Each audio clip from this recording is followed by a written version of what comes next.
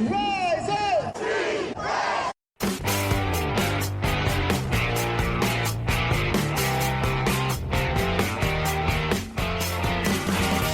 This is the Rise Up See Red podcast, all about the Arizona Cardinals and the NFL, featuring insider and outsider perspectives. Enjoy the best hour of Cardinals talk on the web. Now here are your hosts, Jess Root and Seth Cox.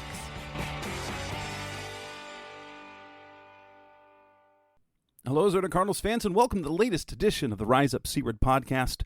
I'm your host, Jess Root from CardsWire.com, the NFL Today, the USA Today NFL Wire site covering the Arizona Cardinals. And this is episode 364. It is the sixth and final installment of our Arizona Cardinals 2022 opponent previews. In our previous five, we previewed the NFC West teams. We looked at, in two episodes, the AFC West opponents, and also in another two, the NFC South opponents, as the Cardinals play those two divisions entirely. The games left to preview are their three second-place schedule games. They will face the Philadelphia Eagles in Week 5 at home. They will face the Minnesota Vikings in Week 8 on the road. And as the 17th game matchup, they face the New England Patriots at home in December in a Monday night game. And so coming up in this edition, we've got interviews with the managing editors for Eagles Wire, Vikings Wire, and Patriots Wire. So that's coming up next, starting off with the Eagles. And to help us out, to get to know the Eagles a little bit better, talk about their offseason, last season, and the upcoming season, we've got, for the second time in 3 years as well, Glenn Irby from EaglesWire.com, our sister site from the USA Today NFL Wire. Glenn, welcome to the show again, and thank you for coming on. How has everything been going for you? It's amazing, Jess. Having a great summer. I appreciate you having me on today, man. Thank you so much again. All right, so let's look back at the last season. So in 2021, the Eagles had an up and down season. They were really good and sometimes puzzlingly not great. They finished 9-8. They missed the postseason, and so tell us what were the highs? What went well for the Eagles last year? What didn't go well for the Eagles last year? Kind of take us through last season a bit. Well, I think you had your highs and your lows. I think you had a situation where they started the season with a monster schedule. So at that point, you were just hoping to go 2-4, get through that rough patch. So you had a situation where Jalen Hurts had his first season as a starter. He improved, led the team in rushing. Devontae Smith broke Deshaun Jackson's rookie record in receiving. So from an offensive standpoint, they improved. They led the NFL in rushing, had the number one offensive line. So from that standpoint, things looked up. Dallas got his first chance after Zach Ertz was traded to you guys. We'll discuss that later, to be the main tight end here in Philadelphia. So everything from an offensive standpoint was about improving and taking steps. On defense, you had Jonathan Gannon's first season as a defensive coordinator. So you had a situation where the guys were learning the new defense. Thankfully, towards the middle to the end of the year, things got better. They played against, lesser competition at the quarterback level, and that allowed the team to finish at 9-8 on the year. So there are some good things. Nick Sirianni showed that he could be a solid head coach in his rookie season. Jonathan Gannon's a solid defensive coordinator. So the building blocks are there to go forward in 2022. Okay, so let's talk specifically about Sirianni. When he was hired, what was sort of the feeling around him? Because if I recall, his intro presser was an interesting one. But did he exceed expectations or kind of meet them right where everyone kind of hoped that the Eagles would be for this season? I think he exceeded. I mean, it's maybe a little bit of both. I think you have a situation, like you said, that first press conference, you had people he's not a Bill Belichick type of guy. He's a younger guy. He's a football guy. So from that standpoint, he didn't sound like your typical coach, but whatever he did, he got the guys to buy in. He talked about planting seeds, flowers, all those different type of things that you might think might be corny, but they bought in every week. So I think from the standpoint of his team buying in, team building, X's and O's, he has it all. I think it's just about him getting the proper experience, learning on the job, learning to delegate, which he did. He handed over the play calling duties to Shane Steichen and never took them back. So he took great strides in his first year. He's a good ball coach, as he likes to say. Now, the Eagles had kind of the opposite season that the Cardinals did. The Cardinals started super hot, and Right. they faltered down the stretch, and there were lots of reasons for that. But Philly, in turn, they went 2-5 to start the year. They were 5-7, and then won 4 in a row before losing the regular season finale to the Cowboys. That was, I'm sure you'd probably not want to recall that game because that was a bad game, and then losing in the first round to the Buccaneers. Not that you could have expected to beat the Buccaneers in the playoffs. Would you say that overall the season, like you said, the Sirianni met expectations? Were Eagles fans expecting reasonably? Like, of course, Eagles fans would. That everyone wants the postseason, everyone wants the playoffs, wants a Super Bowl. But was it reasonable to expect or hope the Eagles to make the postseason last year, even as a one and done? But would you say the last season was a success? For sure, for sure. I mean, I think they were a year ahead of schedule, so you would have expected for 2022 to maybe be the year that they returned. So the fact that they returned to the postseason put them, ahead of schedule. I think Hurts, making progress during the season, playing good games when he needed to, you know, that was a positive. I think the 9-8 records you'll have your pockets of fans that said 9 wins was great. You'll have your pockets of fans that said they expected the team only to win 6 games. But you'll have your pockets of fans that hint to that last game and the 17 and the extra playoff team, and they're not really a playoff team. So those are just Eagles fans. But I think from a standpoint of team building, retooling your roster while staying competitive, which Jeffrey Lurie and Howie Roseman, were focused on, I think they succeeded in that manner. So you got to the playoffs, you got your quarterback a postseason game, and you were able to do that without sacrificing picks or any huge paydays. Let's talk about Jalen Hurts, Okay. a polarizing player for a lot of Always. people. Daily. and one thing that he's proven is that he is capable to be in the NFL. He's definitely capable of being an NFL quarterback. The question is this: do you think that he is the quarterback of the Philadelphia Eagles' future, a franchise-level quarterback?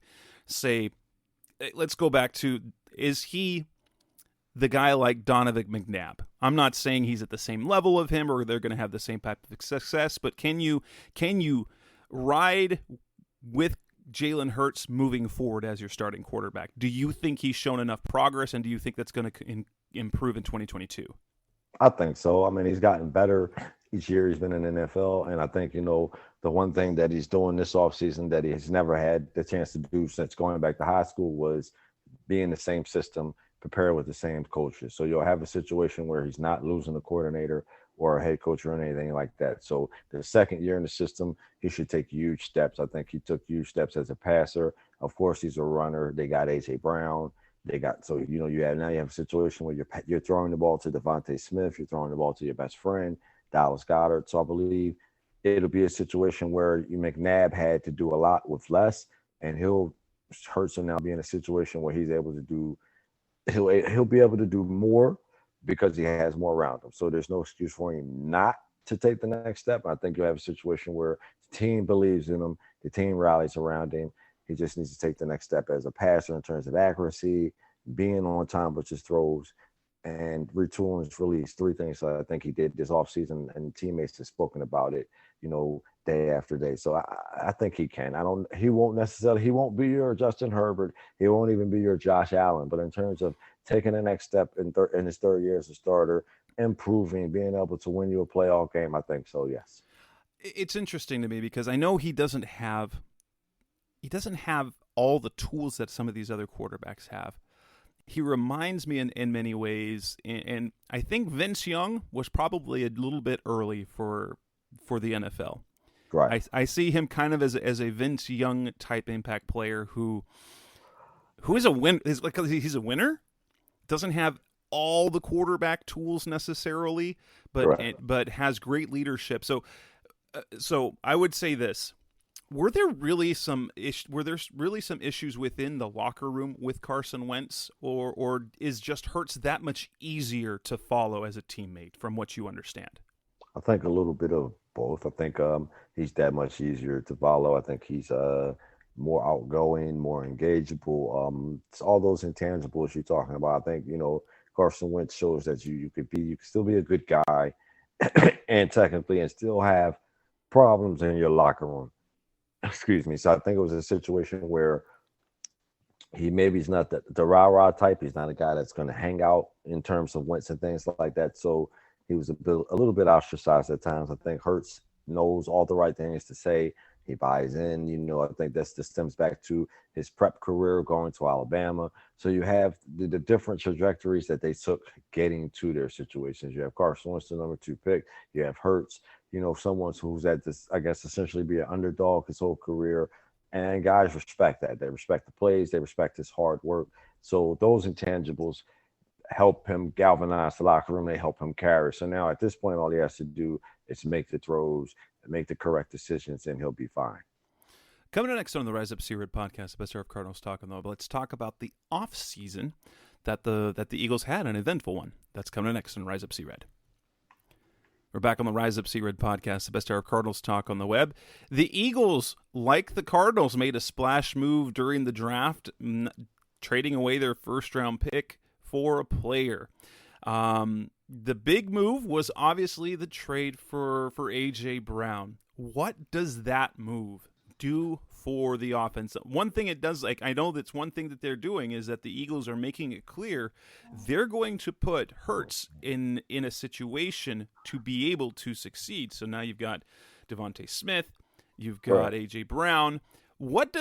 How do you see him fitting into this offense, and what do you think his impact will be?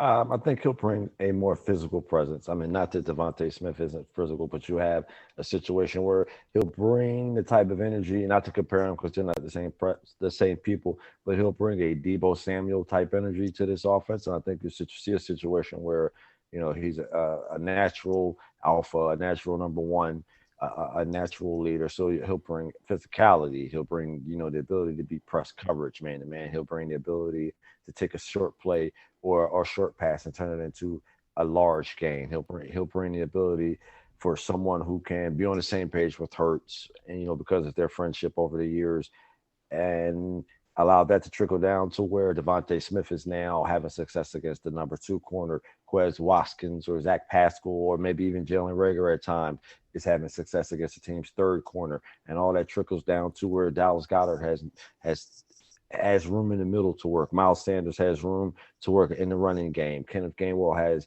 room to work in the passing game on 3rd down. So I think you'll see Brown, as long as he can stay healthy, open up a lot of things. They added Hassan Reddick, a guy that I'll tell you this. I heard that the Cardinals, basically the Eagles outbid the Cardinals. The Cardinals wanted to re-sign Reddick after his year in Carolina, and they offered him a little bit less. I heard it was about $12 million per year that they wanted to pay him. Philly got him for $15 per. But the difference being, even if the Cardinals had offered Hassan that contract at $15 per year, I doubt they would have gotten him, because the idea of being able to go back to Philadelphia, because he played at Temple. What impact do you see Reddick having on defense? He's a weapon, and I think that's how he refers to himself when he's here. And so you'll have a situation where, as a Sam linebacker, he's Jonathan Gannon's dream. So, in the defensive scheme that he likes to prefer, it's hybrid. He'll play some 3-4, he'll play some 4-3. He might even play some 5-2. You'll have a situation where he now has a Sam linebacker that can rush the passer as a blitzer. He can rush the passer as a stand-up end. So you also have a situation where the Eagles can take Reddick and place him as a stand-up end, or in situations where things maybe aren't going right, you could take him and place him at defensive end. But you have a situation where a team that likes to pressure the quarterback now has a guy that actually finishes those pressures off with sacks and big plays. I think you got him for a nice, was it 3 years, 45 that they got it? Correct. 3 years is kind of perfect, because he is undersized. I will say this about Hassan Reddick, and that's the one thing that you always worry about with someone who, because his trait is elite get off the line of scrimmage. At 6'1", 235, if he loses that at all, he'll become a much different it'll become much more difficult for him to rush the pass. But Correct. at his age, 3 years, the Eagles got a really, really good player at a really good price. I think so. Kaiser White, Rennell Wren, and also Zach Pasco. What additions are those? Are these all three guys that are going to start, and what will their role be in the Eagles' offense and defense? I think White has the chance to start at the will linebacker. To be a situation depending on how Davion Taylor returns from his injury and how Nakobe Dean looks early on. And as you know, whether he's playing middle linebacker or will, that'll be determined. So White played middle linebacker for the Chargers last year. The Eagles got an up close and personal look at him. Very fast guy, plays safety at West Virginia. So you have a situation where you might have interchanging linebackers, but during OTAs and offseason work, he started at outside linebacker at the will. Ren's the defensive tackle, should make the roster, should replace Hassan Reddick, and it'll be a situation where with Jordan Davis and other guys, he just plugs that rotation of defensive tackles up front behind Fletcher Cox and Javon Hargrave. Prior to A.J. Brown, Pascal was a definite starter, likely in the slot or to third wide receiver. He'll still probably see significant snaps, but in terms of starting, you'll likely see Brown, Devontae Smith, and Quez Watkins. So all three players will have roles. It'll just be about how many snaps they get, and that's usually how the Eagles play that out on defense anyway. So in terms of that defensive tackle role, that will linebacker role, it was going to be based off of snaps anyway. Did the Eagles lose anyone significantly in the offseason to trades, free agency, or whatnot? No. I mean, you might have a situation where cornerback went to the Texans, but outside of that, they resigned most of their guys and still have. They allowed Nate Herbig to leave as a restricted free agent. They rescinded that deal. But besides that, they resigned Mailata, Dallas Goedert, Avonte Maddox, all the guys from 2018, and added Hassan Reddick and a few others. So it was a pretty solid offseason from Roseman from that standpoint, and also shows you the lack of star power or quality players that they had up for new contracts as well. So it's not the greatest thing. It's just a situation where they were able to retain their key players. And then you go to the draft, and one, they managed to trade a pick for A.J. Brown and still get an impact defender. Jordan Davis, I had him pegged for the Ravens. I am 100% sure that the Ravens were going to draft him were it not for the Eagles trading up and leapfrogging them to land them. Now, Jordan Davis and Fletcher Cox on the defensive line, I think that's unfair. Don't you think that's unfair for opponents? I think so. I think you have a situation where Davis doesn't have the pressure that most first-round picks will have, but he'll still have the impact. You'll have situations where he might be in the middle by himself in a 3-4 look, or he'll be rotating behind Fletcher Cox and Javon Hargrave in a 4-3 look. So you have a situation where the Eagles defensive tackles, especially Cox, get some limited snaps, so they're able to limit his snaps while increasing his production. And you have a situation where, first off of what we've seen during the offseason workouts, Davis is going to line up all up and down the defensive line. He's athletic. He's fast. He's lost some weight. Yes, and he's lost some weight. What's he probably going to play at, you think? I expect him to play around 360, but he's looking lean. He's looking light. So from that standpoint, he's cut about 10 pounds, but he's still going to play at about his 340, 360 range. Oh my gosh! And leading up to the draft, so my co-host for this show, he also has a podcast of his own called the Original Draft Breakdown Podcast, and they covered the draft. And the one thing, like player comps, there literally is no player comp for Jordan Davis. Basically the closest comp for him was a grizzly bear. The way his size, his movement, his speed, his athleticism. Basically, you guys got a grizzly bear. And he sets the bar because he's not like anyone we've ever seen. You guys got a couple of other players that were intriguing too, because in round 2, I happen to kind of know this. The Cardinals wanted the guy you all drafted in the second round, Cam Jurgens, center out of Nebraska. He was Now the Cardinals landed up with Trey McBride, the tight end, and they're very, very happy. But they had their eye on two players, and Jurgens was the other one. And I think had both been on the board, Jurgens would have been the pick. Is Jurgens going to play right away this year, or is it going to be a redshirt year to then move into 2023? I think it really depends on the depth, whether any injuries happen during training camp, and how he pans out just in terms of training camp practices. So from the understanding I've got, even though he's penciled in as Kelsey's replacement at center, it's a situation where he's talented and versatile enough to play guard. And you could see situations where, depending on what happens with Isaac Sumalo or Jack Driscoll, where he might get an opportunity to get reps at either guard spot. So you'll either see him play guard, or you'll see him get a redshirt season where he learns and prepares behind Kelsey. Round 3, Nakobe Dean, a guy that many guys had as a first-round pick. I know that the medicals were an issue for him, but getting him in the third round, the Eagles have kind of been looking for a big-time linebacker for some time. You'd almost want to say since they let Jordan Hicks go, but there's a reason why you let Jordan Hicks go. That he'd missed a lot of time, and he had a nice time in Arizona, but what is Dean's role going to be? Is he healthy, and is he going to be able to be the guy like he was at Georgia? In terms of health, we've heard nothing to suggest that he's not. We've heard nothing about surgeries or any rehabilitation. He was on the field for offseason workouts and OTAs after the draft. If you hear things about him being a defensive play caller, and getting that helmet with the green button, the green dot. So does that mean he'll start? We don't know, but that means Jonathan Gannon thinks highly of him. He thinks highly of his intelligence. You have a guy who has high IQ, architectural degree, can run sideline to sideline, anticipates plays. So you'll have a situation where TJ Edwards and other guys are going to have to hold him off, rather it be about him earning his playing time. And then your last 2 picks were Kyron Johnson out of Kansas, Grant Calcaterra out of SMU. Do either of those have a significant role this coming season? Do they view Calcaterra as someone that can complement Goddard, or is are as 6th-round picks usually are they more hopeful developmental situations? I think a little bit of both. I think Johnson's an athletic pass rusher, a lighter Reddick, and call it that, a poor man's version of that. So you'll see situations where he'll get the rush from a Sam linebacker position while Reddick is rushing off the edge. So he'll be included in the mix. He'll also get a chance to play make plays on special teams.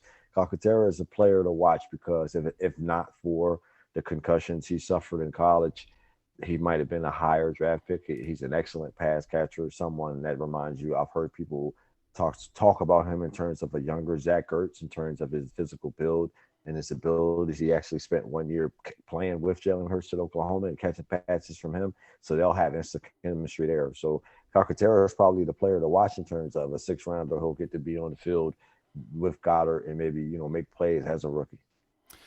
Coming up next on the Rise Up Red podcast, best of Cardinals Talk on the Web. Let's round this out with the upcoming season, expectations and hopes for the Eagles. That's coming up next on Rise Up Red.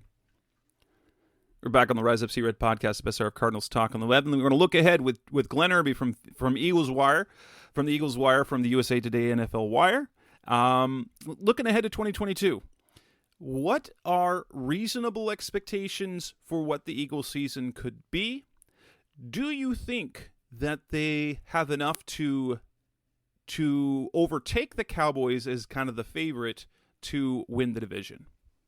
I think so. I mean, I think a changing of the guard is expected. I think before they got Brown, they were even with the Cowboys because of the loss of Amari Cooper and others within their roster. The addition of Brown, the addition of Jordan Davis, Nakobe Dean, I think puts them over the top. I think a changing of the guard is going to happen. I think it'll all depend, of course, on guys staying healthy and Hurts taking those next steps as a passer. But I think the expectation is, even though they're maybe still a year away from being a team that you expect to make a deep playoff run, I think for Hurts, it's playoffs and a playoff win. So it can't be a regression. It can't be another 9-8 season. There are expectations. Anything less than 12-5, 11-6, there'll be discussions about what the Eagles might want to do at quarterback. But there are expectations.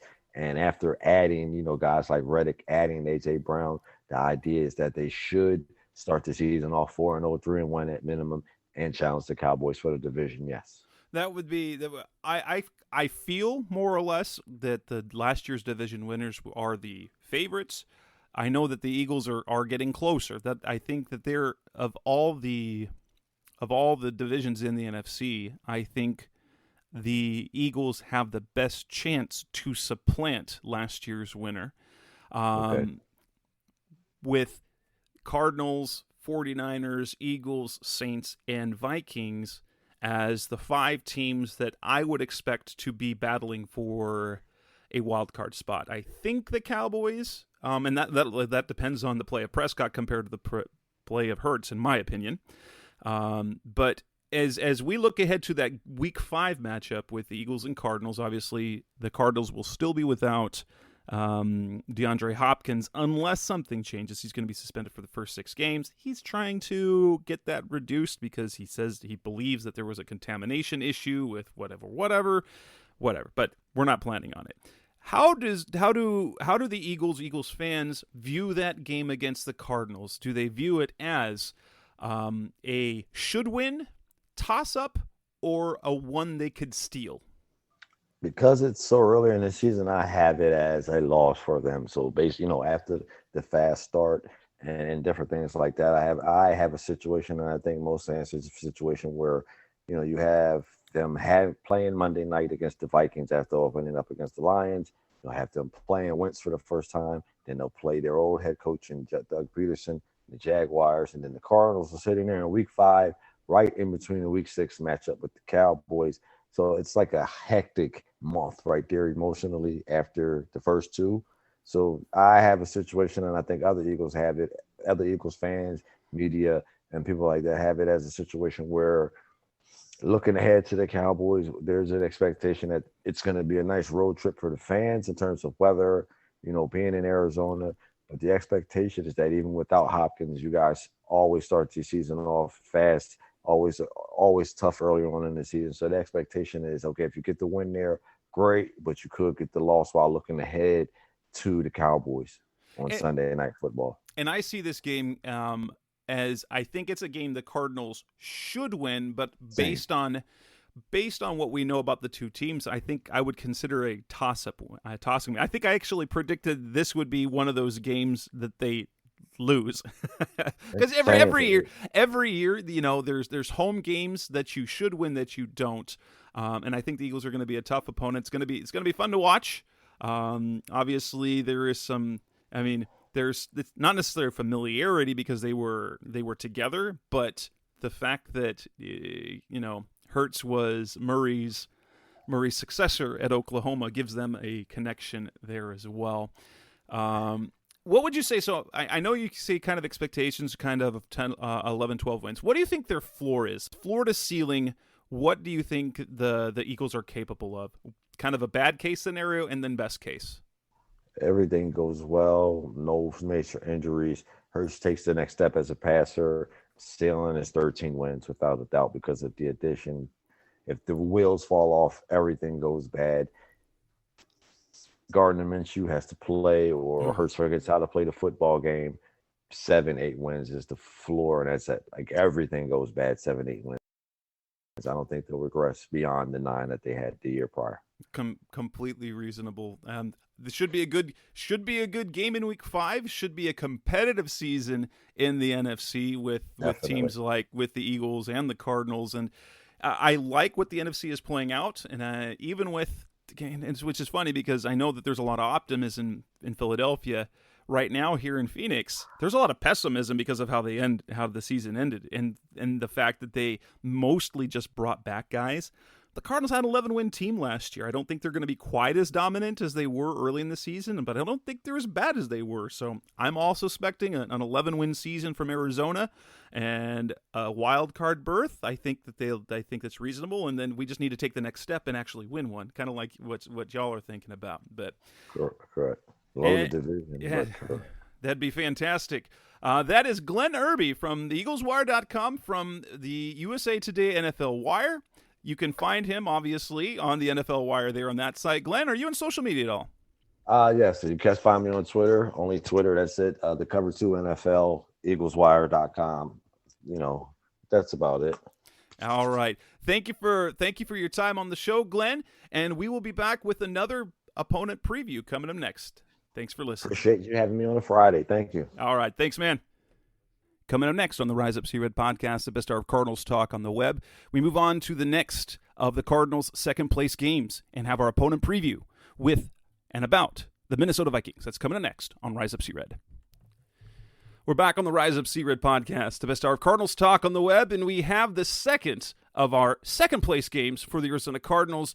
They take on the Philadelphia Eagles in Week 5, as we talked with Glenn Irby from EaglesWire.com. Next up, we have Jordy McElroy from VikingsWire.com, as the Cardinals will be on the road to face the Vikings in Week 8, the second year in a row that they face each other.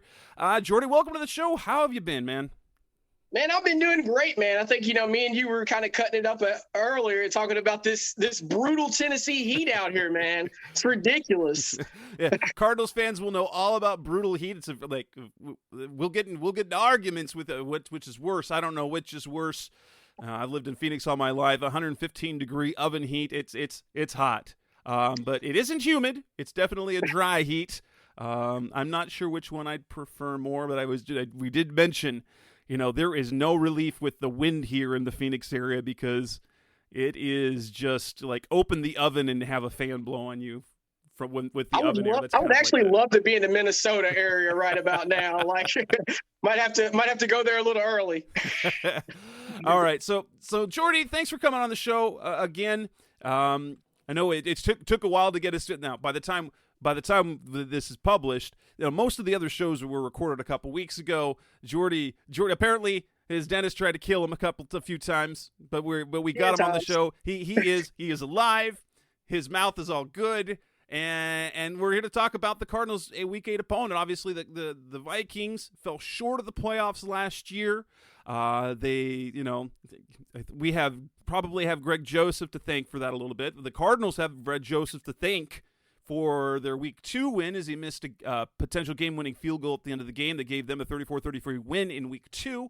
But if you could just kind of recap for us last year. We know that they missed the playoffs. They've got some good, got some bad. What went well last year? What didn't go well? And how did the season go compared to what was expected out of them? Okay, so first of all, I just want to say that the dentist almost killed me 10 times. I just got to throw that out there. It's an actual number. But yeah, what didn't go well for the Vikings? Well, pretty much almost everything. You bringing up the Cardinals game, I actually think that's a perfect starting point because that game was kind of a mirror of like the entire season, for the Vikings. They lost too many close games. I mean, seven out of 9 of their losses were by a touchdown or less. And it's just these heartbreaking defeats. And when they get in those tough situations, they couldn't close out games and they couldn't get those wins. Honestly, if you want to talk about what went well, you just kind of point to players like Justin Jefferson's amazing. And you're hoping for another third-year leap under Kevin O'Connell, which I'm sure we'll get to later on in the show. But, the defense, they struggled really bad. They had a lot of injuries. And Neil Hunter, very important key piece guy, he was out throughout the season. And, they couldn't put it together. So the main thing that went wrong for the Vikings last season was the fact that they couldn't close out games. And you're hoping that'll change this season.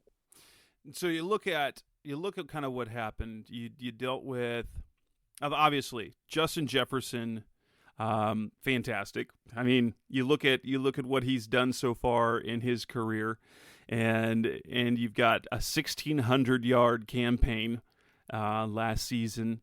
You've got Dalvin Cook, one of the best running backs in the NFL. He had over 1,100 yards in 13 games. You get solid production out of Alexander Madison, and you have the, as you will hear it around, the enigmatic Kirk Cousins, who statistically proves every year that he belongs in the conversation of some of the top quarterbacks, but seems to lack something. What is the status of how Vikings fans feel about Kirk Cousins? He had another 4,000. He had over 4,200 passing yards his last season, 33 touchdowns, 7 interceptions. That's a fantastic season. But what is it about him that just makes it so people just they don't love him as a starting quarterback? So if you were just to look at the numbers alone, I mean, and you were to consider Kirk Cousins a problem, quote unquote, that's a pretty good problem to have, right? Yeah. with stats like that. But for whatever reason, he's probably one of the more polarizing players in the entire NFL. And I think his contract has a lot to do with it. Actually, I did a piece not long ago, and I called Kirk Cousins the Michael Jordan of NFL contracts because this guy just knocks it out of the park every time he's at the negotiating table for guaranteed money. But at the end of the day, you know, when you're making elite money, but you're not giving the team elite production as far as he's not an Aaron Rodgers. He's not a Patrick Mahomes. You know, he's not a Tom Brady. So, you know, the perception for a team that hasn't been to the playoffs in back-to-back seasons, they start to grow a little tired of that. They're thinking, you know, maybe that money could be better allocated elsewhere in other positions of need for the team. But then again, you have to think, I did another piece, you know, the grass isn't always greener on the other side of a Kirk Cousins, who is a very, very good quarterback. You know, actually getting a lot of hate from Panthers fans because I use them as a comparison right now with them in the Sam Darnold situation and Baker Mayfield. You know, I'd rather have Kirk Cousins over both of those guys. But then again, you're hoping, back to what I said about the Justin Jefferson thing, you're hoping with a Kevin O'Connell coming in, things could possibly change for Kirk Cousins if the Vikings start winning football games. So so they couldn't close out games. Was that more an offensive thing, a defensive thing, or special teams? If I'm kind of looking at their schedule last year, it felt to me, so the Cardinals in 2016, they ended up going 8-8. And it was a season when entering the year, they had Super Bowl expectations after the 13-3 campaign.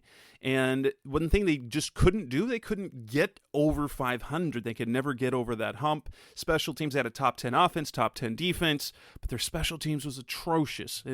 It lost them, directly caused 4 or 5 losses in the game. You kind of look at offensively that the Vikings were fine offensively. You know, you look at Kirk Cousins' numbers, the passing game he has great passing numbers. You have an elite receiver in Justin Jefferson. You have an elite running back in Dalvin Cook. Defensively, they're 30th in yards allowed. They're 24th in points allowed.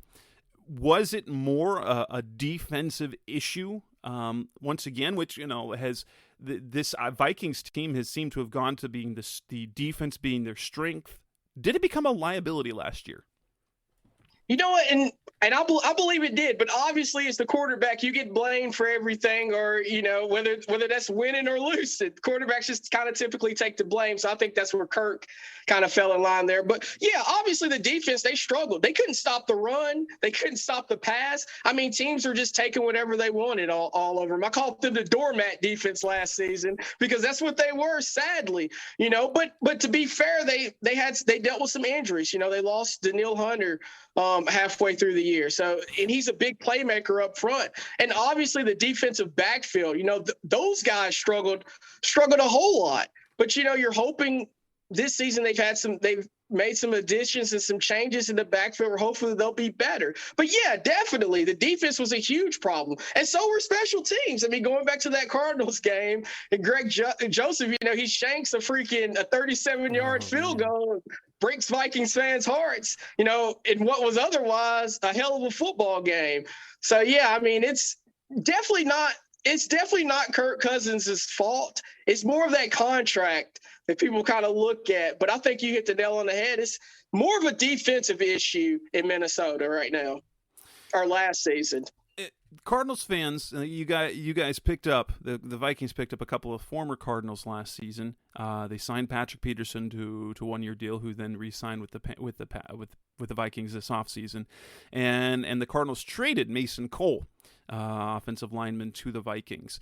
What was their so Patrick?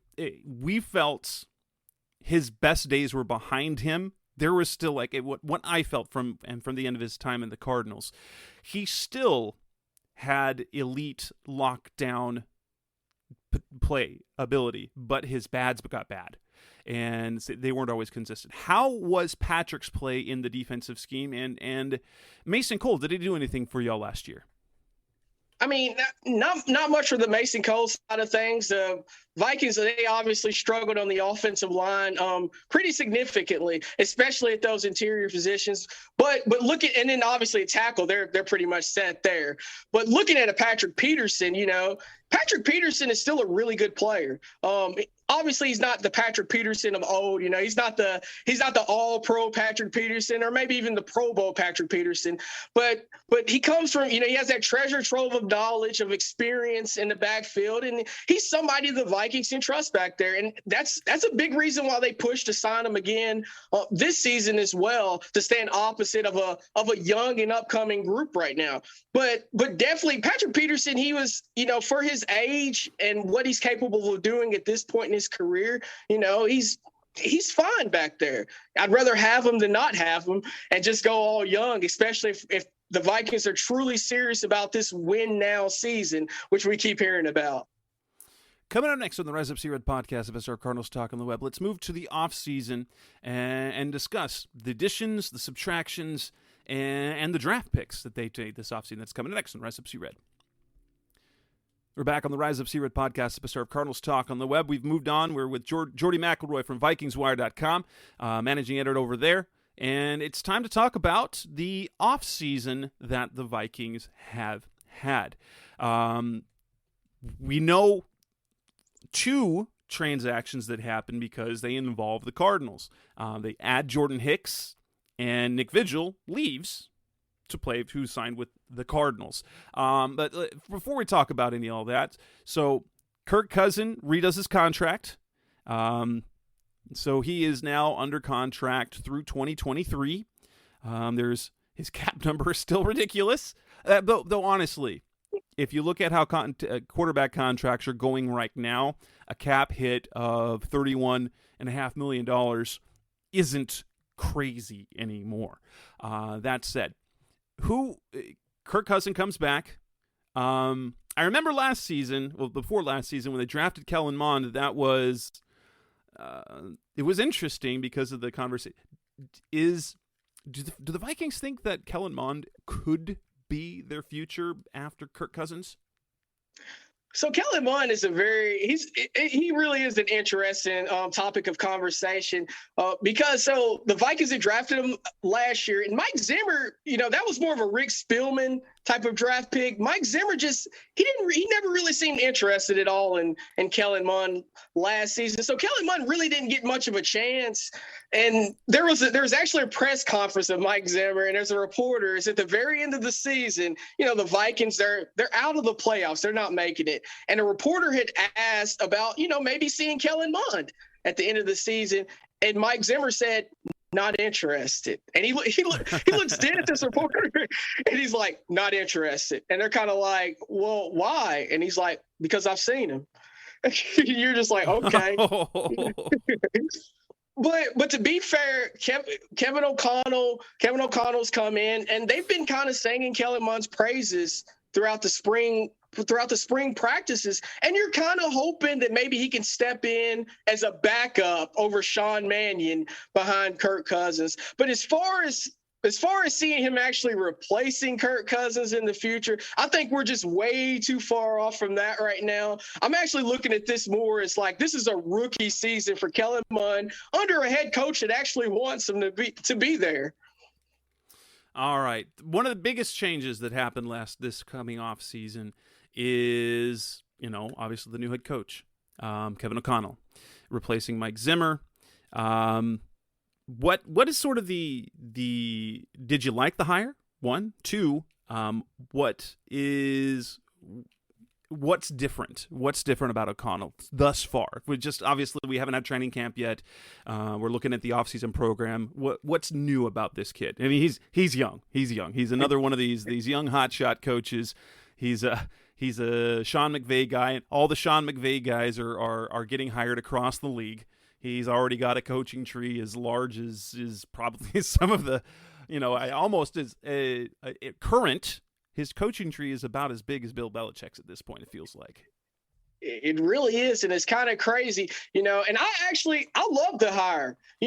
Jesse, like that new car smell, that new car smell. You get in that new car, and it smells so great, and it kind of revitalizes you a little bit, and you're just ready to drive around and just show it off, right?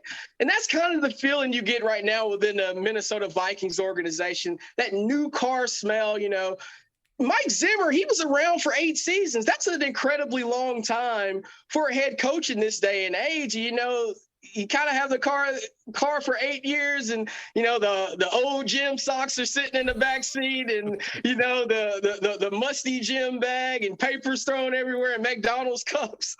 So it was time for something brand new in Minnesota, and you hear that all of the time. Like so many players have come forward and they said, we feel a new energy with this guy. We feel revitalized, and to top it all off, he's coming from a Los Angeles Rams team where he was a hell of an offensive coordinator, and he helped lead those guys to a Super Bowl. And for a Vikings team that never won a Super Bowl and they haven't even made the playoffs in the last 2 seasons, to have a guy like that, like you said, from the Sean McVay coaching tree, kind of waltz on in, you feel a little revitalized. You feel like, hey, maybe he can give us some of this rub, and maybe we can take a shot. Maybe we can be this year's Cincinnati Bengals. All right, looking at free agency. Any significant losses? It felt like Danielle Hunter might have been, and we were hoping over here in Arizona potentially, if they had to pay that $18 million bonus or whatever it was, that they would deal him before that came due. But he's back. Who were the significant losses that the Vikings had in the offseason? Okay, so for the Vikings, it's a weird situation. They didn't have a ton of significant losses. It wasn't a situation where Kwesi Adolfo-Mensah, the new GM in Minnesota, he didn't come into this Lego castle and he just kicked the thing down like he was Andre the Giant, his first year in. So, they wanted to kind of keep the roster as is, as much intact as possible, and try to win now this season. Now, some of the key guys that I will mention that aren't with the team any longer, Anthony Barr. That's a very big name, 4-time Pro Bowler, significant contributions to that linebacking core, great player over there. And then obviously you lose a guy like an Everson Griffin as well. That's another guy who has a long history within the Vikings organization. And Xavier Woods, who was in on 100% of the snaps, which is absolutely ridiculous, even though it was a 1-year stop in Minnesota. He's another guy that you could probably count as a key loss in a year where there really weren't many.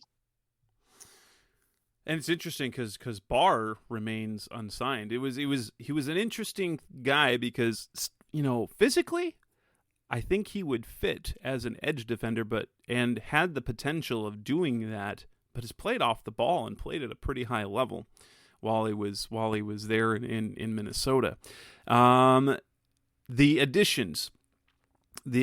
key additions, I know one that makes that will impact the most probably defensively is the addition of Zadarius Smith, which it has to feel like a win because, one, he departs the Packers in the division and then bolsters the Vikings, giving them Zadarius Smith and Danielle Hunter off the edge. And we know about Jordan Hicks. What are the impact that those two are going to have, and who else of note did the Vikings add this offseason? So it's obviously a win when you can give it to the Packers a little bit, plus get a great player in return. And man, Zadarius Smith, the thought of him and Danielle Hunter together, it's absolutely ridiculous. Patrick Peterson, he had actually came out and he made a comment saying that, seeing those two coming off the edge together, he's never seen that before in his career. He's never had that on the same team as him. So that's saying a lot coming from a guy like Patrick Peterson. And, I like to consider Danielle Hunter and Zadarius Smith as the new Bash brothers. I don't know if anybody watched the Mighty Ducks, Dean Portman and Fulton Reed in here. But those guys are going to be – I'm old enough to remember the original Bash brothers of the Oakland A's, Mark McGuire and Jose Forsaken Seiko in like 1989. I remember that. I was 3 years old and in diapers, so I wasn't quite around then at that time. So, which is sad. So I guess I have the little Disney knowledge here. but Zadarius Smith, he's a guy that can change things right away. And we talked about how much that defensive backfield struggled, but it's a lot easier when quarterbacks have less time to throw in the pocket, when you have those two monsters coming at you on every snap. And then also, like you said, Jordan Hicks, who would be another experienced linebacker fitting in right next to Eric Kendricks. They're going to be a good duo. I know we haven't really gotten to the rookies yet, but Brian Asamoah, he's a guy we might end up talking about here soon, but he's had a good camp too. He might be able to compete with Jordan Hicks there, for some snaps as well. But another pickup, obviously Harrison Phillips up front. Don't want to forget about him. The Vikings, they had some leaks up front. They had some leaks the size of the Titanic on their defensive front. So getting a guy like Harrison Phillips up there, you're hoping you can kind of stuff the run a little bit better. But a guy that nobody's really talking about, and this is another little stab at the Green Bay Packers, is Chandon Sullivan. And, they have a guy like that come in as a slot corner, a veteran guy, somebody that you can rely on in that position, has made plays for years for the Packers, but he's kind of going a little bit unnoticed, as most slot corners do. But he's a guy to keep an eye on as well that could make a big and immediate impact his first year as a Viking. Moving to the draft, you had quite a few selections. They had the first round pick, you had 2 in the second. They had a couple of the trades that they made. Their first round pick, Lewis Cine out of Georgia. Is he going to be a guy? Is he expected to kind of take the field, be an impact player as a rookie? Okay, so Lewis Cine, he should probably come with a parental control rating of an R, because I don't know if you guys have played Madden at all or anything, but this guy, he hit sticks people out of their cleats. I mean, this guy's a very scary defender. He just did an interview with Patrick Peterson and Brian McFadden on All Things Covered podcast, where he said, his goal in the NFL this year is to stack bodies. So I remember that. Oh my gosh. Yeah, that's absolutely terrifying. But the thought is, having a guy like that who's incredibly smart, who's incredibly physical, and you put a guy like that next to Harrison Hitman Smith, I mean, it's a pretty terrifying duo there. And, he's open to learning. And I think the Vikings don't just view him as somebody that can help them right now, but they view him as a possible replacement for Harrison Smith, who's getting up there in age. This guy could be one of the cornerstones of your franchise.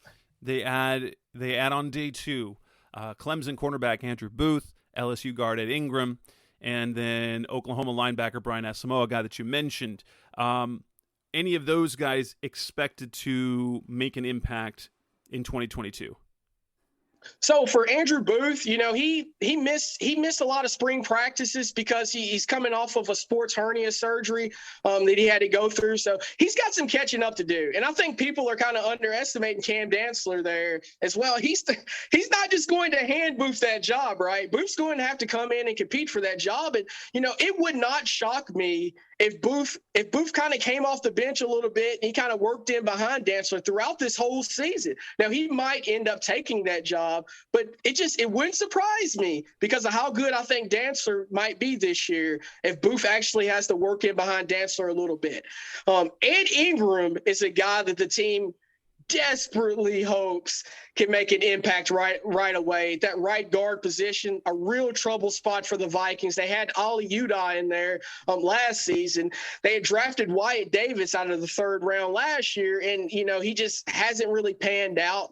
They've even gone out and got a couple of veterans in Jesse Davis and Chris Reed. They're just desperately trying to fix that position, and they're hoping a guy out of LSU like an Ed Ingram can kind of come in, learn the ropes, and be able to step in and be a permanent stay at that position.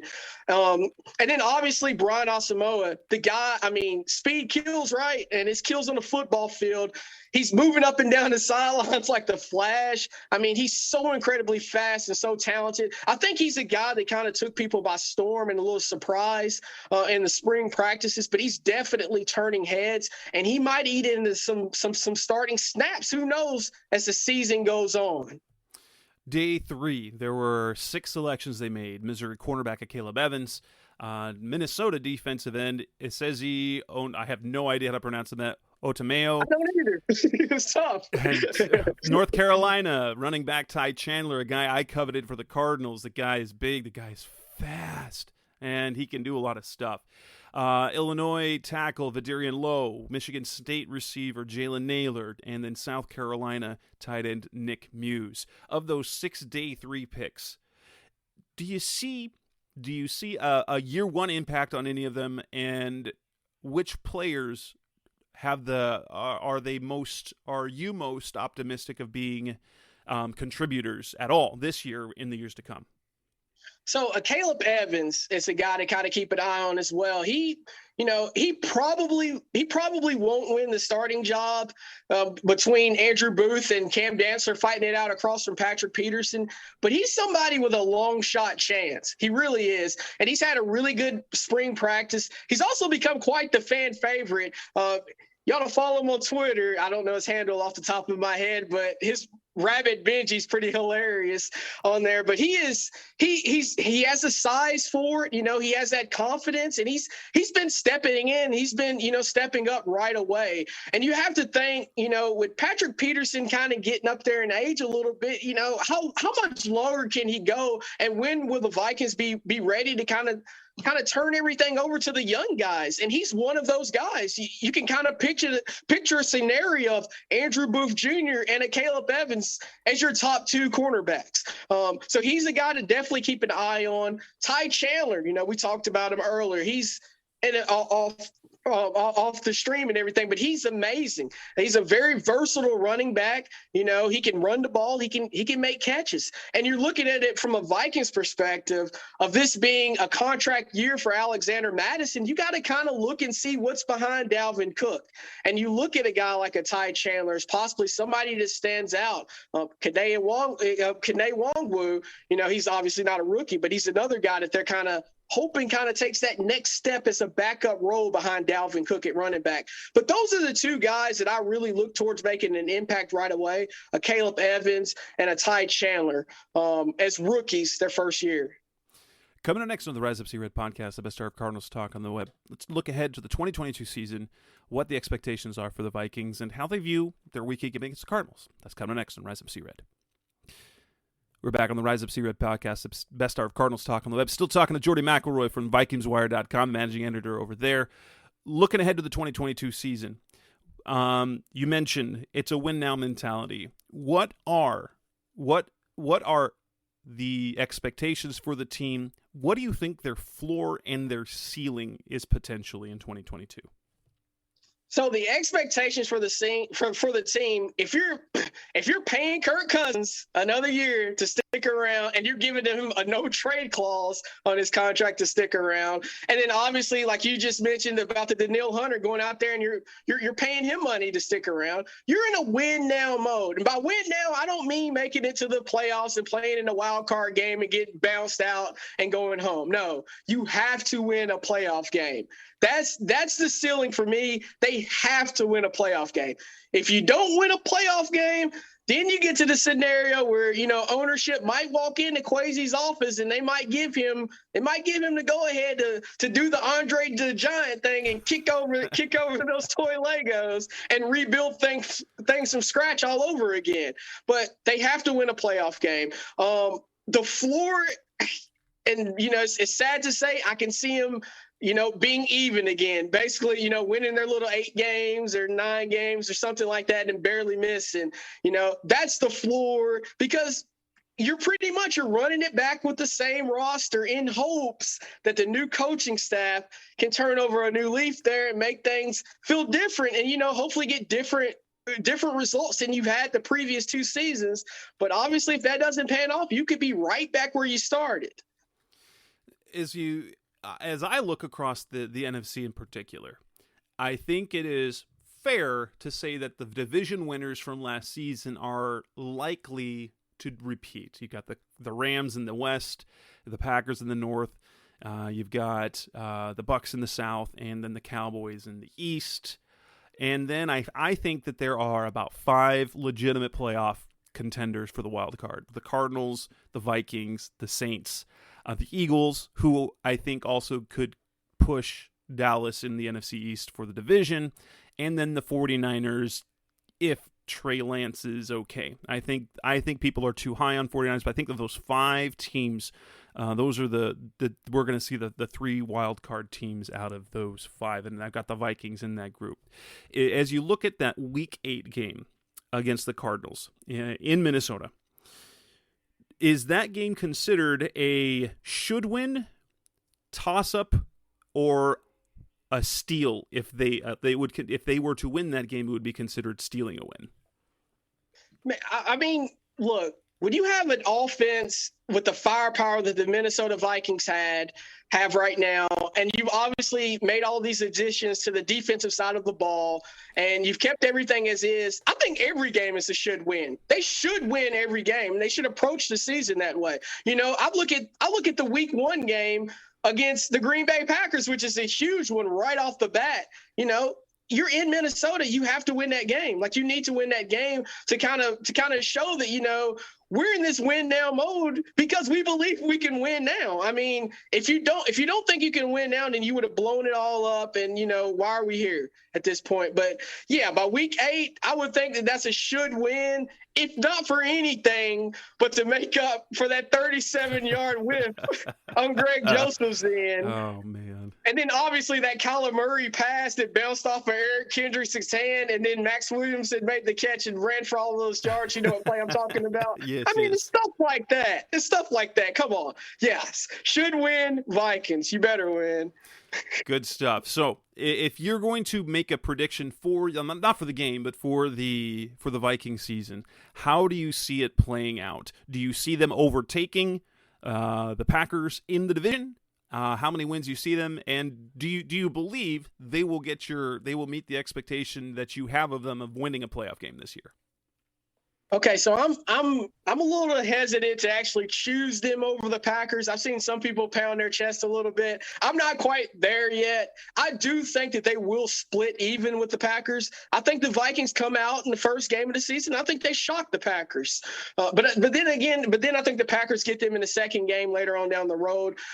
I believe the Vikings make it to the playoffs as a wild card, and I believe they win a playoff game. I'm going there. I feel like they have so much talent on the offensive side of the ball. I feel like the defense has improved just enough.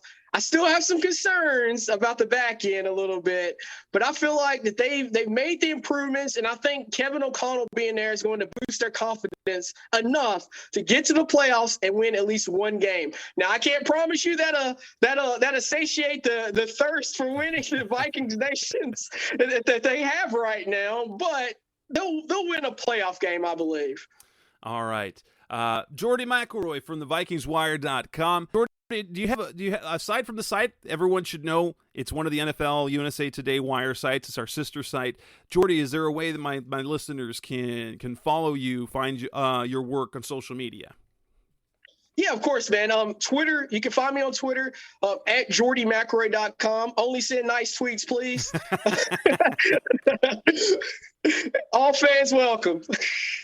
All right. Thank you so much, Jordy. Coming up next on the Rise Up See Red podcast, the best hour of Cardinals talk on the web, we will have the final of the opponent previews. The Cardinals' final second-place opponent on their schedule, which is the New England Patriots. That's coming up next on Rise Up See Red. Next up on our opponent preview series is the New England Patriots. And for the second time in 3 years, the Cardinals will take on the Patriots. And for the second time in 3 off seasons, I have with me talking about the Patriots is Henry McKenna from PatriotsWire.com. Henry, great to have you on. Apparently, now between the last time you came on and today, you had a wedding and a wedding celebration post-COVID. So it's been good. The Patriots made it back to the playoffs post Tom Brady. So I mean, life isn't too bad these days. Yeah, the team, well, we'll see. I mean, it could get really dark this year. And I suppose in terms of the Patriots, not in terms of my life. My life is great. But if you ask, the talking heads around media, they're going to tell you that the Patriots are going to stink this year. And, there's definitely an argument to be made there. So a good year for Mac Jones in his rookie season.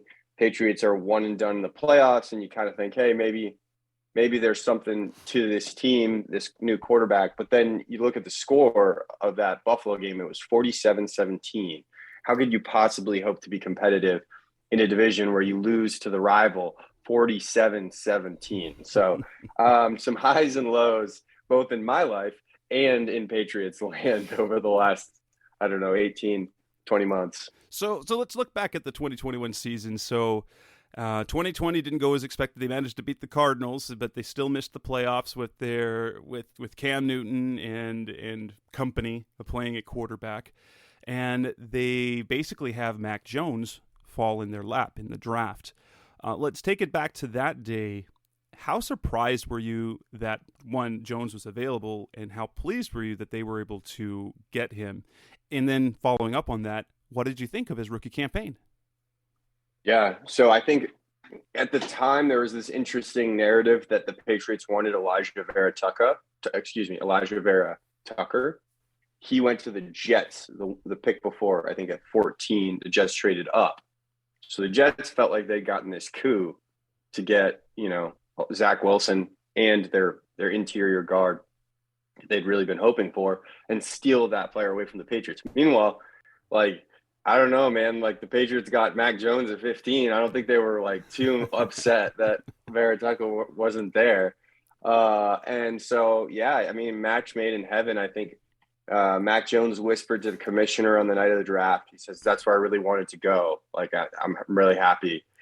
There are so many reasons why Alabama prospects would be perfect for a Patriot system. And it starts with Nick Saban and Bill Belichick being basically clones of one another, but just made for different levels of competition, where Saban dominates college, Belichick dominates pros. And I think Jones, in so many ways, he's not Tom Brady. We've been over that a million times. I'm sure even everyone in Arizona is probably sick of hearing that, but he is similar. There are ways in which, Mac Jones, think about Joe Burrow, right? Think about who else? But I can't think of another name. But basically, it's you don't need the most elite passer in the NFL, contrary to what is currently trending at the quarterback position. Patrick Mahomes, Josh Allen, amazing talents and just so much better than the rest. Justin Herbert is a similar talent. But you look at Joe Burrow, and it's not like he's one of those guys from a measurable standpoint. He's not throwing fastballs.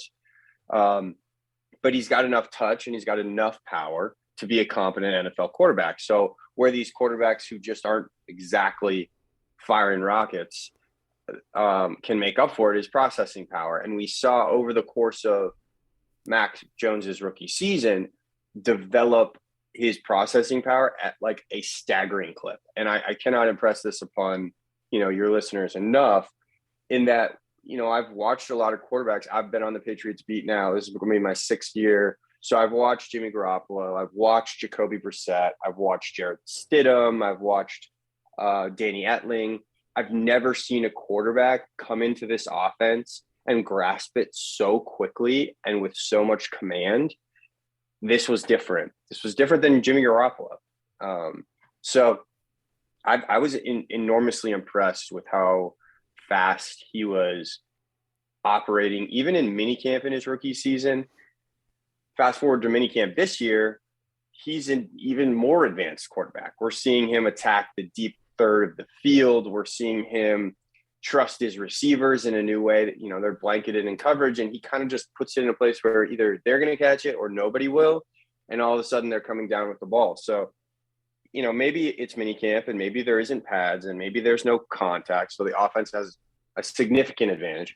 But to see that aggressive decision-making, now that is where Mac Jones was lacking in his rookie season. So we talked about progress of the mental game, and he's getting it. but then we need him to like take a step forward in like the risk-taking game. You want to see a quarterback who's willing to do not just the check down at all times, which was kind of where he was last year. That's why he finished 8th in completion percentage, but be a risk taker and bump up that yards per attempt average. And that's where I think Mac Jones has a real chance to be like a top 15 quarterback this year, as opposed to just like a top 23, let's say top 22 quarterback last year. When he coming out of college, I worried about what Mac Jones's ceiling would be, because if you look at the time at Alabama, he was basically the guy that Nick Saban was left with that last year. Like he was the backup, was it to 2 other stud quarterbacks that came out of that system, and he finally got his chance. Yep. And I thought, of course he could be good. How much higher? What do you think his ceiling in, and do you think that last year was more of a high? Because most people felt he was a pretty high floor player because of the smarts and coming out of that system and the experience that he had. But do you think that his ceiling is much higher than what it is? Well, than what he did coming out. Yeah. I think his ceiling could be Matt Ryan. I think that's kind of the comp that I like really to go good. with. Like if he can, it's hit a really that, good, really good. Yeah, it's an excellent pocket passer. It's a guy who's been to a Super Bowl and maybe lost it pretty gruesome fashion. But I was at that Super Bowl covering it for the Patriots, and I think that's the ceiling for me. But I also think it's possible, I bet people were saying Baker Mayfield could be Drew Brees a few years ago.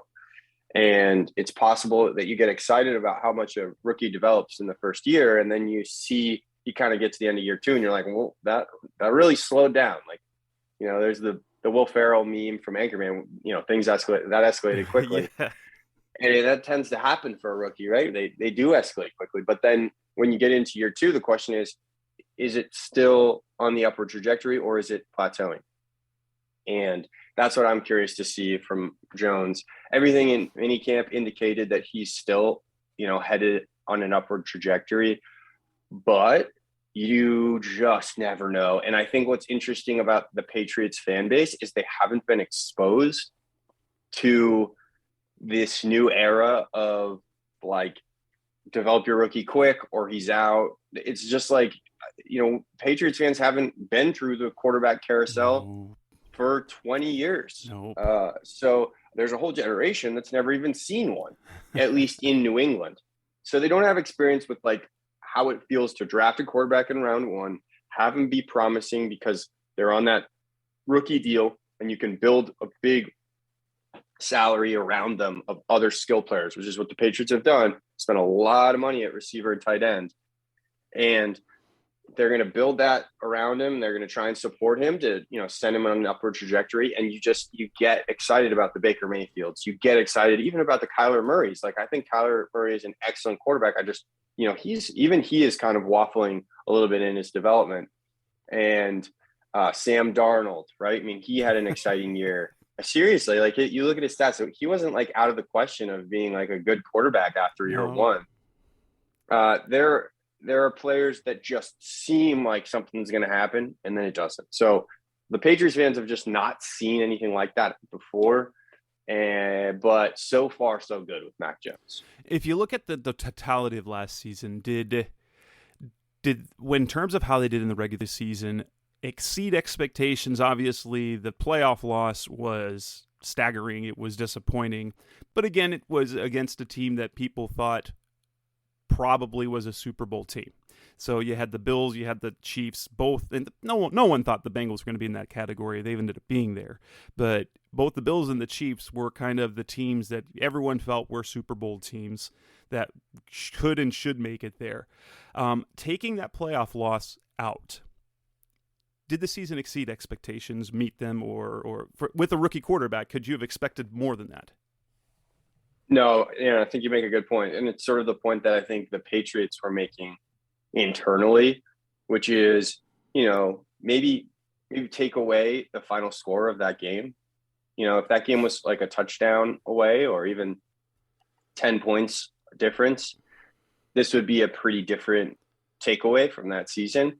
The other thing I think that kind of, that didn't look good for the Patriots was that they skidded into the postseason. So they lost 4 of their last 6 games.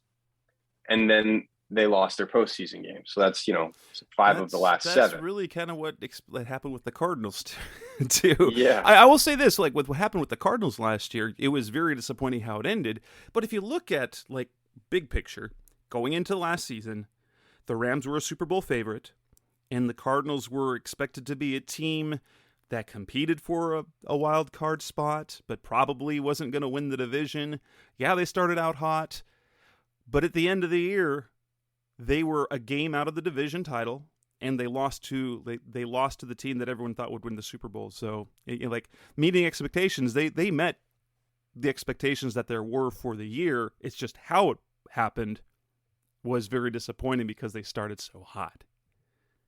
Yeah. So, yeah, I mean, the Patriots were it was a weird, streaky season. 1-3 to start the first.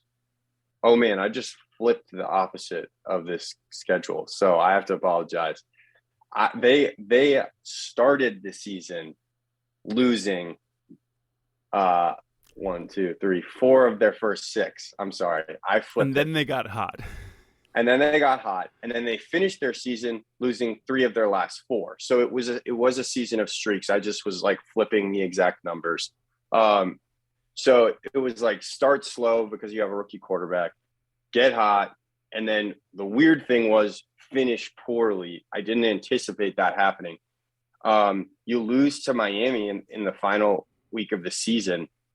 Like that's a disappointment. And it impacted their seeding. It was the reason why they played Buffalo and why they then got their teeth kicked in by Buffalo. But they even had like ugly losses to Indianapolis and Buffalo in those final weeks. So yeah, I don't know. It was a sort of sour taste. But yes, it's kind of like, do you get caught in the trees on the season, or can you take that bird's eye view and be like, look, rookie quarterback, Bill Belichick spent $1 bazillion in free agency and no one knew if it would stick. And they come out with a 10-7 season and a playoff appearance. Like that's something to be okay with, especially if there's something to build on. I think just people are afraid that they don't have as much to build on in 2022 and that there's less room for optimism because they did more losing of talent than they did of gaining talent. So let's come in next on the Rise Up Sea Red podcast, the best hour of Cardinals talk on the web. Let's talk about what happened in the offseason for New England. That's coming next on Rise Up Sea Red. We're back on the Rise Up Sea Red podcast, the best hour of Cardinals talk on the web. We're back with Henry McKenna from PatriotsWire.com. We talked about how their season went with rookie Mac Jones. Let's move to the offseason. You mentioned several losses. Who were the key losses in this offseason, and how will that impact them moving forward? Yeah, so the Patriots lost some interior offensive linemen. They let Ted Karras walk in free agency. They traded away Shaq Mason, their starting guard, to the Tampa Bay Buccaneers for almost nothing. That was a weird. Yeah, that was a weird trade to me. It was basically for salary cap space, and then they had a guard that was the starter last year but lost his job, but is a really good player, which sounds weird to say. His name is Michael Onwenu. He'll be their starter next year, and then they drafted Cole Strange in the first round. A shocker to many, but yes. He will be. Yeah. But he will be their starter as well. And then you lose cornerback J.C. Jackson, the number 1 option on the team. He is in L.A. now with the Chargers. Massive deal over there. So I think like you look at and then you look at the linebacker group. They cut Kyle Van Noy for salary cap reasons. They let Dante Hightower sit in free agency. It's unclear what he's going to do. I think, just guessing, that he is not getting the money he wants, and so he's probably going to retire unless someone comes in with a decent deal. And then Jamie Collins, again, they've decided not to re-sign him. That kind of frees up salary cap space. And then they traded away Chase Winovich. It's probably not a name that many people are familiar with, but he was a a depth option on sort of outside linebacker that seemed like he was on the verge of breaking out at all points during his Patriots career, but really just I think was like a cultural misfit, and it didn't come together. So that's kind of where they're at in terms of losing talent. As far as gaining talent, they added a few cornerbacks in free agency. They first of all, they started by getting Malcolm Butler out of retirement. A guy you guys. I don't know what happened last season. Like he was set to be one of their three main players. Yeah. And then nope, I'm retiring. Wait, what?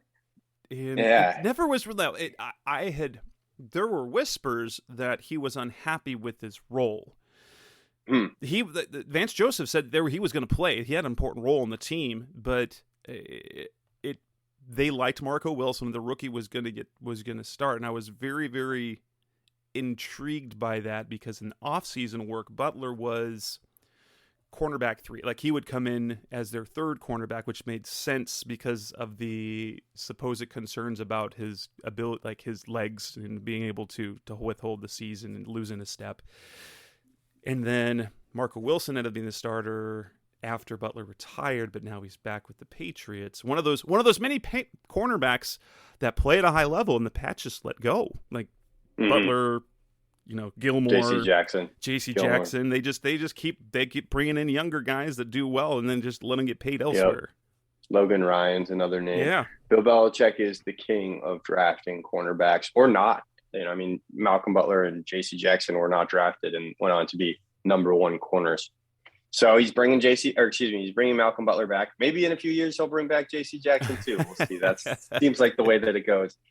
And Terrence Mitchell, another name, and Jabril Peppers. Basically, like except for Malcolm Butler, there are not a lot of names that people will recognize. They retained some talent. Trent Brown, who will be playing left tackle. They're going to switch positions with their right and left tackle. Isaiah Wynn flipping to right. Trent Brown seems to be flipping to the left. And then they retained Devin Brown McCourty. Returned, right? Because he had gone to the Raiders, was it?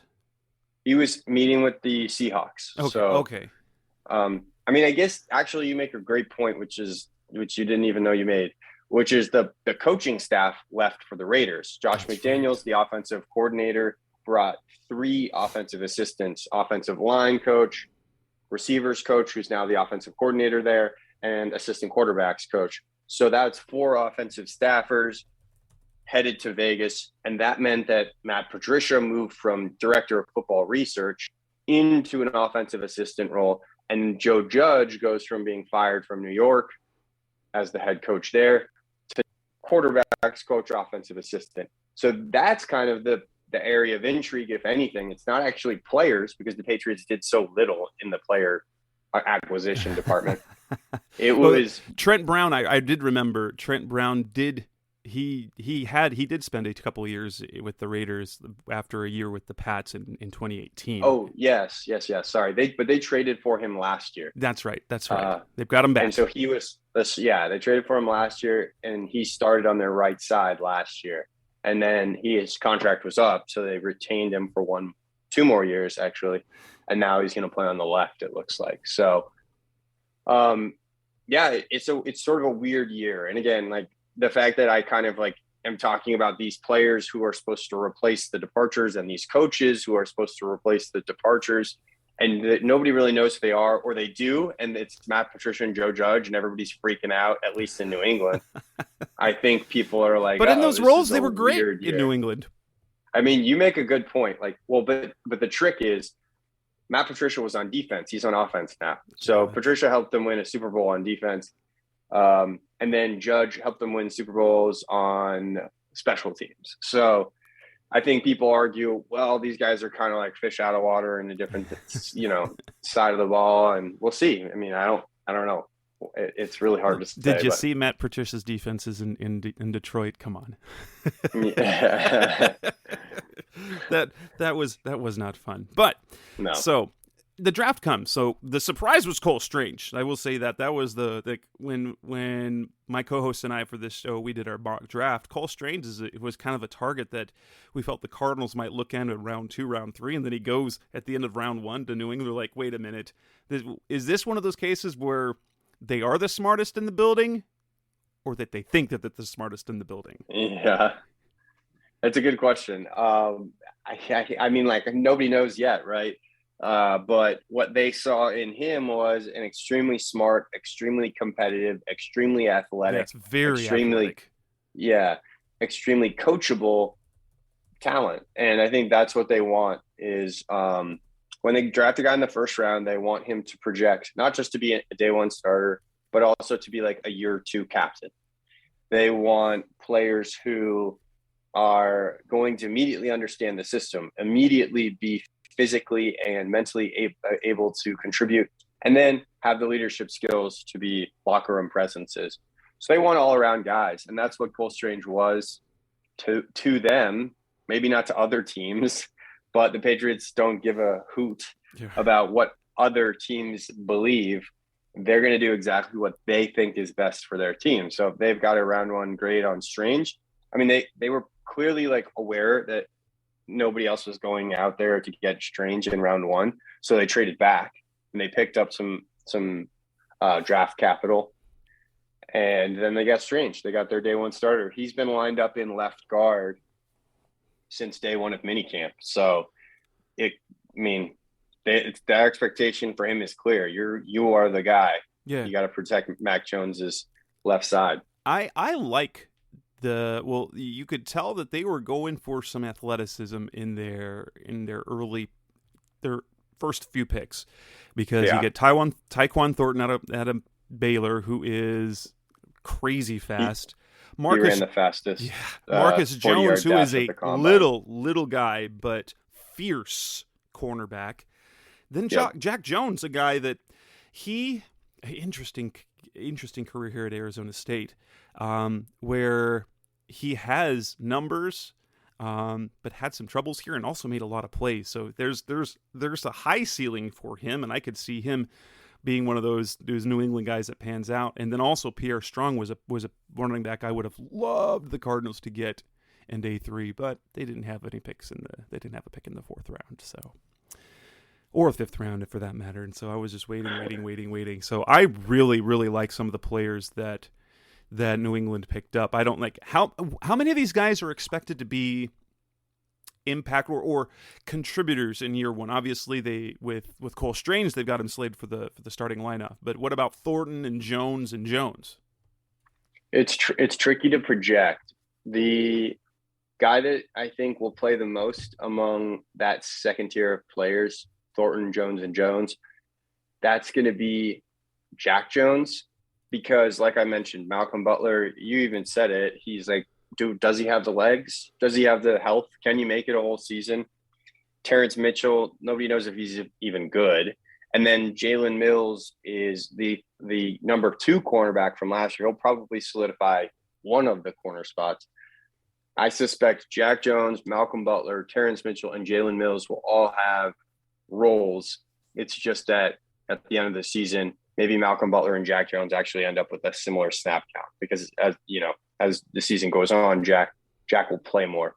Marcus Jones has a guy named John Jones. All the Joneses are in the Patriots cornerback group. And guess what? During practice, Mac Jones is targeting them. So it has made for a wildly confusing set of notebooks I'm trying to... Jones picks off Jones, but which Jones did it? Yeah, exactly. A trick play where Marcus Jones was throwing to Mac Jones with Jack Jones in coverage. So I think that Marcus Jones won't be able to get past Jonathan Jones, who's their starting slot, and Marcus Jones isn't big enough to play anything other than slot. So that will probably be preventative for him in year 1. And then Tyquan Thornton is sitting behind a receiver depth chart that includes Devontae Parker, who I actually didn't mention as an acquisition. I meant to, but he was a trade, not free agency acquisition. And then Nelson Aguilar, Kendrick Bourne, Jacoby Myers. Those are 4 players who all deserve snaps. And Thornton will have to fight his way into the mix. The only way I see Thornton really contributing meaningfully in year 1 is if they trade Nelson Aguilar before the start of the 53-man roster cut down. Because Aguilar and Thornton are very similar players and will have similar roles in the offense. And Aguilar can save them about $8 million worth of cap space if traded. So, and they need cap space. So trade Aguilar, in my opinion, I think you just do it. But Bill Belichick spent a lot of money on Nelson Aguilar last year, and I think he's probably stubborn enough to just make Thornton sit basically all year and come back to Thornton next year, try and get something out of Aguilar this year. Makes sense. Coming up next on the Rise Up C-Red podcast, Mr. Cardinals talk on them. Let's come back and talk about their outlook, the Patriots and their outlook for the coming season. Not a prediction, but how they match up against a team like Arizona. That's coming up next on Rise Up C-Red. You're back on the Rise Up C-Red podcast, Best Star Cardinals Talk on the web. Still on the show with Henry McKenna from PatriotsWire.com, the managing editor over there for our NFL Wire site for the USA Today NFL Wire. And we've talked about how they did last season, the growth of Mac Jones, and then the offseason that they've had. Let's look ahead to this coming season. Henry said that the prospects for this season feel a little less optimistic than how the season went last year. What are sort of the hopes and expectations for the Patriots in 2022? Yeah, I think the hopes are win a Super Bowl. I mean, like if you ask obviously Patriots fans are used to that. Yes, but reasonable expectation. Yes. Realistically, they got to make the playoffs. And I did my season prediction once the schedule came out, and I think they're an 8-9 team, maybe a 7-10 team. We talked about the evolution of Mac Jones. We talked about how high can he develop. If they're not going to win more, they're not going to be over 500 if Mac Jones doesn't step up in a huge way this year. If he remains this conservative decision maker who manages, he's not even a game manager yet. He just tries not to lose games. That's what he looked like last year. So if he can manage games, if he can be value added to an offense and elevate the skill players around him, then this offense will have a totally different shape in 2022. And then they have a chance of actually winning games. It just felt like games were out of their control in 2021 against good quarterbacks like Dak Prescott. And it just the Patriots were so unable to take control of fourth quarters. Mac Jones and the offense couldn't go punch for punch with good offenses. They just had to rely on the defense to shut down opposing offenses, and that didn't always work. So that has to change, especially because the defense just isn't as good. They're not going to be able to limit the opposing offenses quite like they were doing last year. So it's not like Mac Jones needs to take one step forward. It's like he needs to take 3 steps forward. It needs to be a totally different player. It's nice that he was solid, that he was steady in year 1, but it's not even close to what's going to be enough in year 2. And so that's where they go the way that Mac Jones goes. If he gets big, if he gets to be a top 15 quarterback, this team's going to be relevant. But if he stays in top 20 land, this team's not making the playoffs. Do you think that with the additions that the Dolphins made, that is it going to be a real battle for second place? Do you see the Patriots being better than the Dolphins, or do you see the Dolphins as slightly ahead at this point roster-wise? And we're not going to talk about the Jets because the Jets are still the Jets. And while I think they're improved, I think their improvements come more in 2023. Yeah, I agree with you on that point with the Jets. Here's the thing about having covered the Patriots for 6 years and seeing Bill Belichick for 20 years is I talked a little bit about how there are things Patriots fans are not used to, which is quarterback carousels, rookie quarterback expectations, etc. What they are used to is seeing coaching turnover, player turnover, generate a huge amount of buzz, and not actually materialize into something meaningful. So I'm going to go ahead and say that the Patriots are still the second best team in the division. I'm going to say that the Dolphins are going to nip at the Patriots' heels. The Dolphins last year didn't even have as good of a team as they have this year, but they beat the Patriots twice last year. They swept the Patriots, and that was a big problem for New England. So I think people who are knowledgeable about the AFC East are kind of probably screaming through their car or whatever they're listening to on their podcast, being like, how can you say the Patriots are better? They were actually worse. It was so obvious. But they still finished higher than the Dolphins, even with those two games. So you're thinking that there will not be a wild card team coming out of the AFC East this coming year. Well, it would be Buffalo and New England. Is that what you mean? Right. If you're saying that they're going to be like 8-9 this year.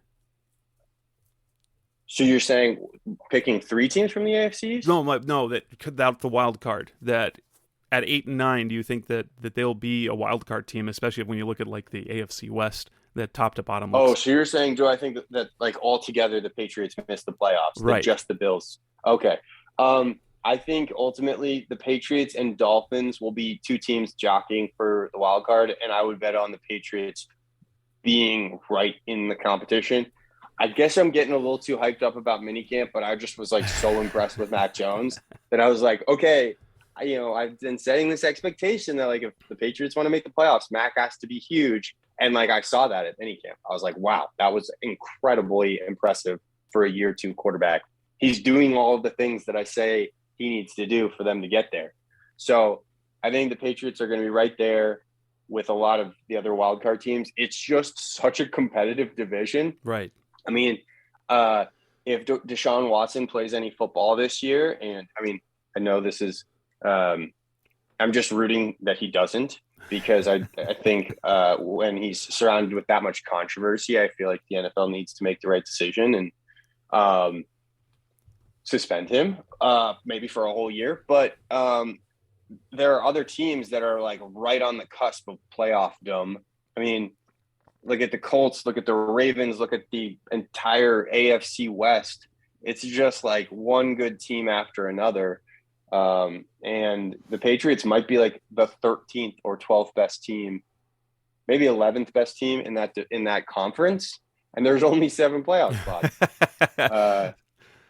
Yeah, so the Patriots will be coming to Arizona on a Monday night in Week 14 after the Cardinals have their bye.